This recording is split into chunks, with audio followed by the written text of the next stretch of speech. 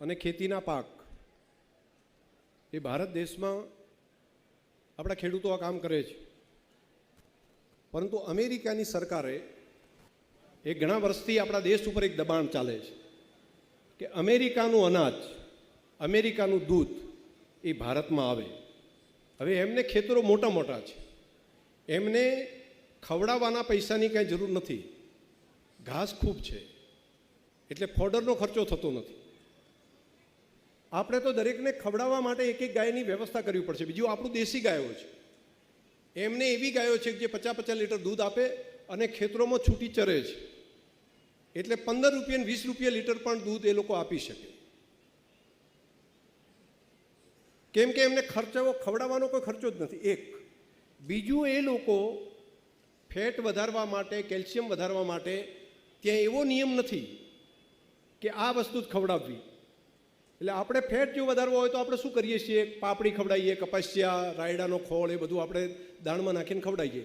એ લોકો કતલખાનામાંથી વધેલું માંસ જે હોય, એનો ફેટ હોય, એનો ફેટ એ એના ફોડરમાં નાખી દે છે,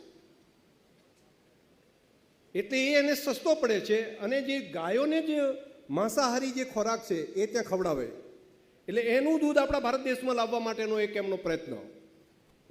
કેલ્શિયમ જોઈએ તો શું કરે? કેલ્શિયમ ખવડાવવું હોય તો આપણે પથ્થરની ખાણોમાંથી લઈને કેલ્શિયમ ખવડાવીએ. એ લોકો શું કરે? હાડકાં જે આવ્યા હોય તો હાડકામાંથી જે કેલ્શિયમ બને એ જ એના ફોડરની અંદર નાખી દે છે. એવું દૂધ ભારતમાં નાખવા માટે અમેરિકા જબરદસ્ત દબાણ કરી રહ્યું છે. જો આ ચાલુ રહે તો ભારતનો ડેરી ઉદ્યોગ બંધ થઈ જાય અને 2-5 વર્ષ પછી આપણા દેશનું પશુધન રહે નહીં. એવું જ ખેતીના પાકોમાં પણ છે. તો ખેતી માટે અને પશુપાલન માટે અમેરિકાના આટલા દબાણની વચ્ચે પણ ઝૂક્યા સિવાય દેશના પ્રધાનમંત્રી નરેન્દ્રભાઈ મોદીએ એ સ્ટેન્ડ લીધું કે ગમે એટલા દબાણની વચ્ચે પણ અમેરિકાના ખેડૂતોનો ખેતીનો પાક અને તેના પશુપાલકોનું દૂધ એ મારા ભારતની ધરતી ઉપર અમે નહીં આવવા દઈએ. આવો ઐતિહાસિક નિર્ણય એમણે કર્યો અને દુનિયાના જગત જમાદારની સામે ઝૂક્યા વગર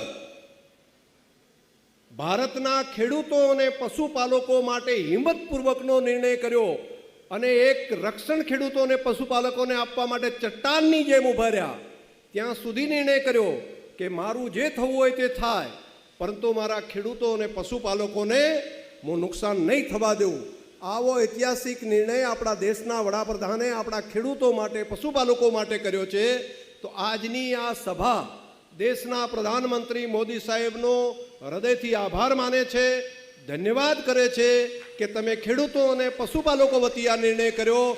એ માટે અમે લાખોની સંખ્યામાં અહીંયા ઉપસ્થિત, સોશિયલ મીડિયાના માધ્યમથી અહીંયા ઉપસ્થિત બધા પશુપાલકો ભેગા થઈને દેશના પ્રધાનમંત્રીશ્રીનો હૃદયની ઊંડાઈથી આભાર માનીએ છીએ, એમનો ઋણ સ્વીકાર કરે છે.